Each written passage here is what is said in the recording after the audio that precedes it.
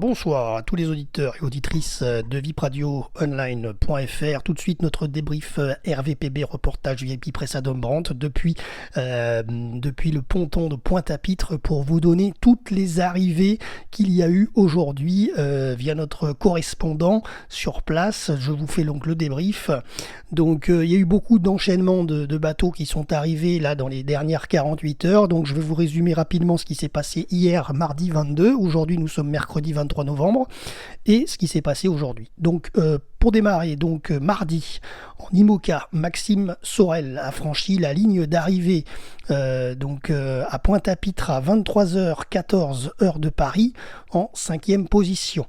Ensuite la nuit dernière à minuit 33 heure de Paris, Paul Meillat est arrivé en Guadeloupe à la 6e place. La nuit dernière également à 3h41 heure de Paris, Justine Métro, la Suissesse, est arrivée ce mardi à Pointe-à-Pitre en 7e position. Justine est la première femme, toutes catégories confondues, de la Route du Rhum 2022 à boucler la course. Tanguy Le Turquet en IMOCA mardi a constaté une avarie à bord sur son safran. Une voie d'eau s'est ouverte dans le ballast. Tanguy a réussi à évacuer le safran et a repris sa course à vitesse réduite, mais a dû mettre la compétitivité entre parenthèses pour tenter de rejoindre la Guadeloupe. Vous verrez qu'il est bien arrivé. Voilà, d'ici la fin du podcast, je vous donne sa position, puisqu'aujourd'hui nous sommes mercredi soir. Benjamin Dutreux est arrivé mardi en 8e position à 14h06 heure de Paris en IMOCA à Pointe-à-Pitre. Il s'est blessé 48 heures auparavant, donc dimanche, mais sans grande gravité. Le médecin est monté sur le bateau après le franchissement de la ligne d'arrivée et il va bien, Tanguy Benjamin, mais il va devoir aller aux urgences de l'hôpital de Pointe-à-Pitre après les interviews des journalistes. Voilà, c'est ce qui s'est passé mardi.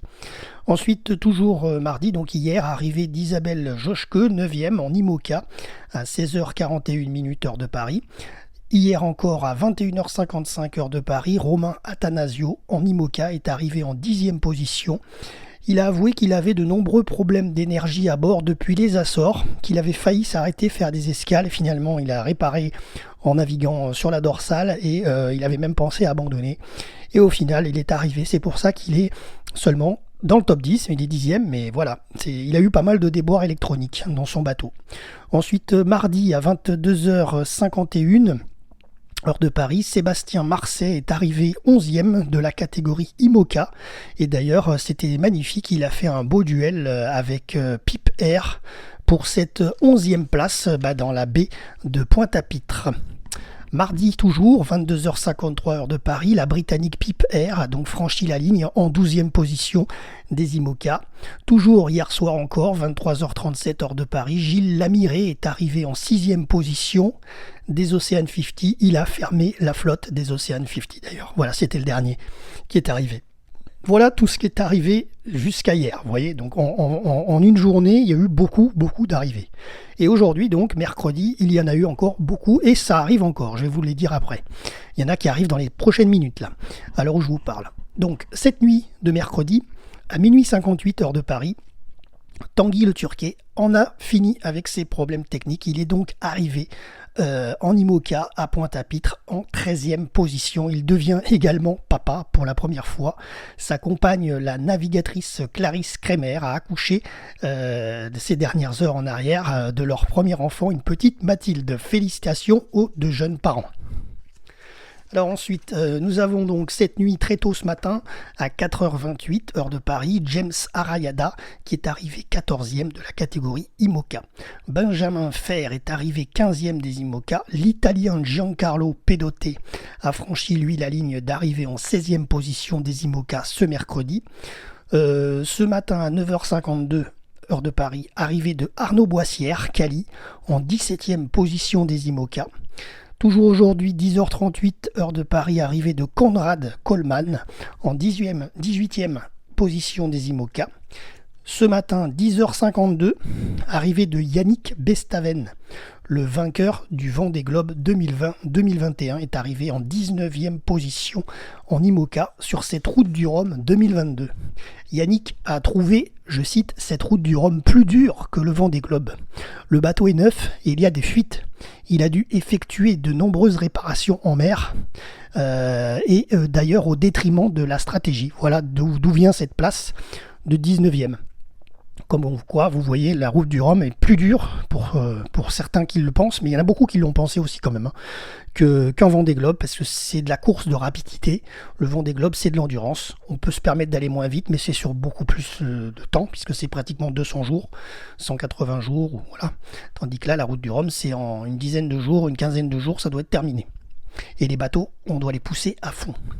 Ensuite, à 11h12 heure de Paris, nous avons eu l'arrivée de Nicolas Troussel en 20e position des IMOCA. Toujours aujourd'hui, mais à 16h02, arrivée d'Alan Roura en 21e position des IMOCA. En fin de journée, 17h26 heure de Paris, victoire. Enfin une victoire, un gagnant qui est arrivé, Johan Richomme, qui a dominé la classe 40 après 14 jours, 3 heures, 8 minutes. Il a pulvérisé son précédent record. Johan rentre dans l'histoire des marins qui ont remporté 2 fois le Rhum. Et oui, il signe un doublé 4 ans après sa précédente victoire. Bravo à Johan Richomme, que vous avez d'ailleurs en photo dans nos images de notre podcast. Voilà. Et maintenant, à l'heure où je vous parle, il y a encore des arrivées qui sont en cours, dans la baie de Pointe-à-Pitre et autour des Saintes et de Basse-Terre. Donc ça arrive, toute la nuit ça va arriver.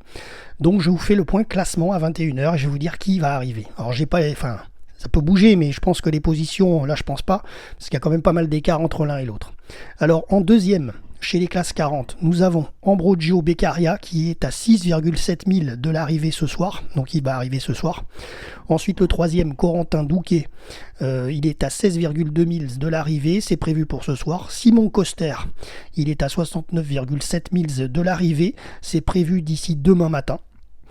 En 5e place, Luc Berry, il est à 112,4 000, c'est prévu d'ici demain soir. Ensuite en IMOCA, 22e position pour Antoine Cornic, qui est prévu ce soir, il est à 8,6 000 de l'arrivée. 23e place, Éric Bellion en IMOCA, il est à 30,5 000 de l'arrivée, c'est donc prévu pour cette nuit. Boris Herman, 53,7 000 prévu d'ici demain matin. Voilà. Ensuite, le 25e des IMOCA, c'est Guirec Soudé. Il est à 92,3 000, donc il est prévu d'ici demain. Ensuite, en Rhum Mono, alors là par contre c'est pas prévu tout de suite, Jean-Pierre Dick, il est premier depuis très longtemps, il mène la course tambour battant, mais il est très loin de l'arrivée. Ensuite nous avons Catherine Chabot qui est deuxième et Willy Bicente qui est troisième. En Rhum Multi c'est pareil, ils sont très loin de l'arrivée. Loïc Escoffier est premier, Roland Jourdain Bilou est deuxième et Marc Guillemot est troisième. Et en ultime 32-23, pareil, le pauvre il est bien loin, il est à 408 000 de l'arrivée, c'est Romain Pillard, c'est lui qui fait la marche des ultimes, vous vous rendez compte, les ultimes qui sont arrivés au bout de 6 jours, 7 jours, Romain Pillard lui est très loin encore, il a dû avoir de gros problèmes techniques, j'ai pas les infos mais je vous en donnerai dès que j'en ai.